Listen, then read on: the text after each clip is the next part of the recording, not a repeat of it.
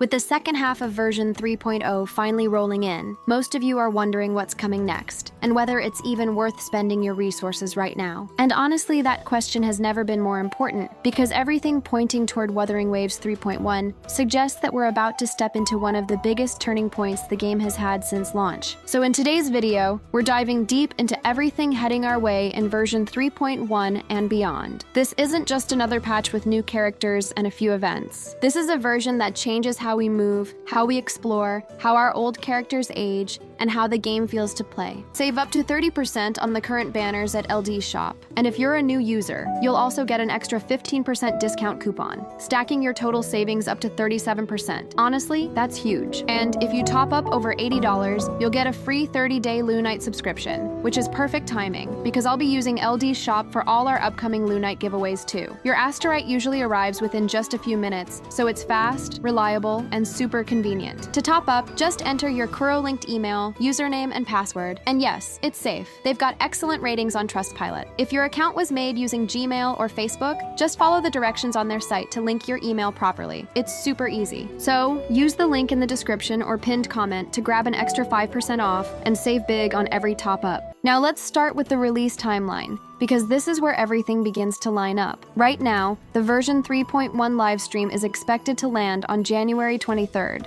But keep in mind, this is still just an expected date. Wuthering Waves livestream schedules have shifted before, and Kuro doesn't always lock them in until the last moment. If they follow their usual pattern, the actual update should arrive in early February, most likely around the 5th or 6th. Beta is already underway, leaks are heating up fast, and with each new build, the picture of what 3.1 really looks like is getting clearer. And honestly, it's kind of insane. Then come the stars of the show. 2 brand new 5-stars are coming, and both of them are fully leaning into this new academy and mecha-themed direction. Phase 1 is bringing Aemeath, a 5-star fusion sword main DPS, who is basically the definition of stylish destruction. She summons a mecha scout with her skill, merges into it, and enters her enhanced starlight state, where her entire kit changes into non-stop fusion explosions, boosted resonance liberation damage, and constant tune interactions. She plays in 2 forms, normal and powered up, and her ultimate is what flips the switch and turns her into a walking storm. Her animations look absurdly smooth, her design is pure sci-fi charm, and her teams are already lining up perfectly with characters like Chisa for burst amplification, Mortefai for fusion synergy, and Sanhua for keeping the tempo flowing. And yes, I'm already simping. She looks like she was made specifically to show off Lahai-Roy's tech-heavy future. Then Phase 2 comes in with Luuk Herssen, a 5-star Spectro Gauntlet's main DPS who might be one of the most metal characters Kuro has ever designed, switching between scythes and blades, all wrapped in this Iron Man-style mechanical armor. His kit is built around relentless basic attacks mixed with tune rupture and strain responses, scaling into a sustained DPS monster instead of a burst and leave unit. Pair him with Mortefai, Sanhua, or Shorekeeper, and you're looking at some really nasty synergy setups. Both of these characters tie directly into the bigger theme of 3.1, and that's mechs. Because this isn't just a character gimmick anymore. Universal mecha piloting is coming to the overworld. This isn't locked to her. This is a new exploration system where every character can pilot mechs to move around the map. No more glider-only movement. No more slow ground traversal if you don't want it. You'll be able to fly, drive, autopath on bikes, or manually control everything if you want the full experience. Exploration stays fun when you want it, and becomes fast when you're just farming. And with Lahai-Roy's academy and tech setting, this fits perfectly. As for banners, expect them to be brutal. Right now, Phase 1 Aemeath is expected to pair with a Galbrina rerun,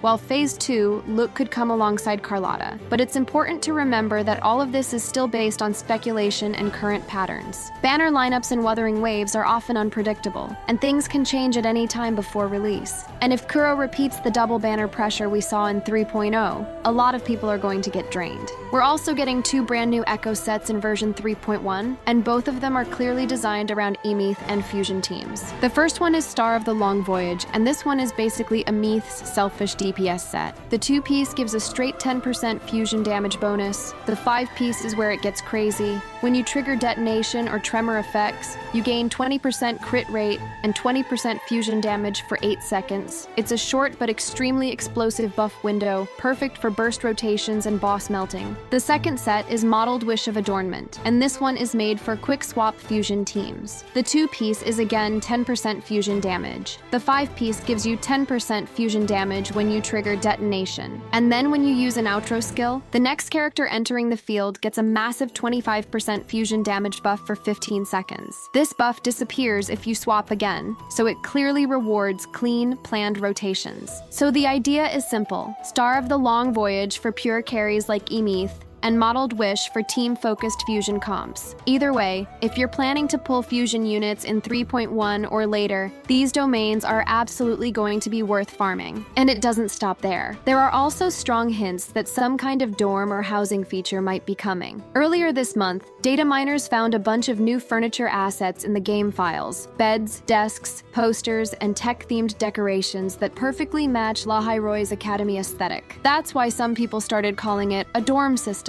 imagining a customizable personal room inside the school. But let's be clear, only the furniture is confirmed. Even leakers have said this is not confirmed to be a full housing system. When the 3.1 beta went live, there was no menu, no UI, and no gameplay proof of an actual dorm feature. So the realistic take is this: furniture is very likely coming in some form, maybe as a room, an event feature, or a test for a future system. A full housing system is still just speculation until QoL shows it officially.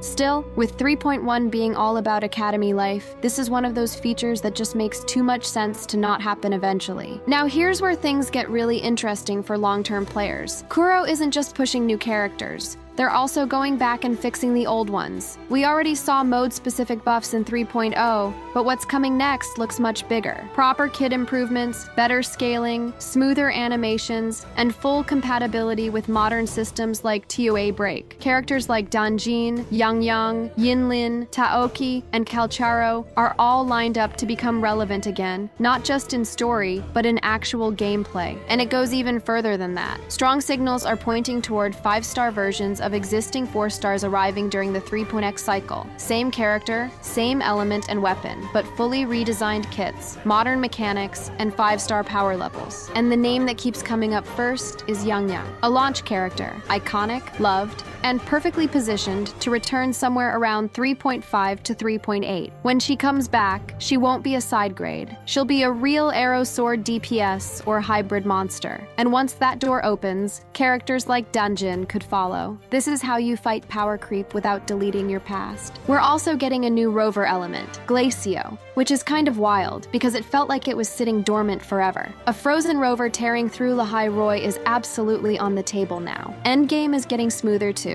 Tower of Adversity and Whimpering Wastes are getting higher auto-skip caps, which means less time repeating busy work and more time actually playing. Quest replay is coming, so you can revisit story moments. You'll even be able to choose your login screen music. And then there's co-op. The system is finally getting the rework everyone's been waiting for. No more being locked to one character. You'll be able to bring your full team, swap during fights, and actually build real synergies with friends. It's been teased for a while, and everything points toward it lining up with big anniversary-style updates. So yeah, this is the moment where planning actually matters. 3.1 isn't just another update, it's a shift in direction. New movement, new systems, old characters reborn, and some of the wildest character designs the game has had so far. Wuthering Waves is growing, and you can feel it. The world is getting bigger, the systems are getting deeper, and the game is finally starting to look like the long-term project we all hoped it would become. So stay patient, save smart, plan your pulls wisely. Good luck with your pulls, and I will see you in the next video.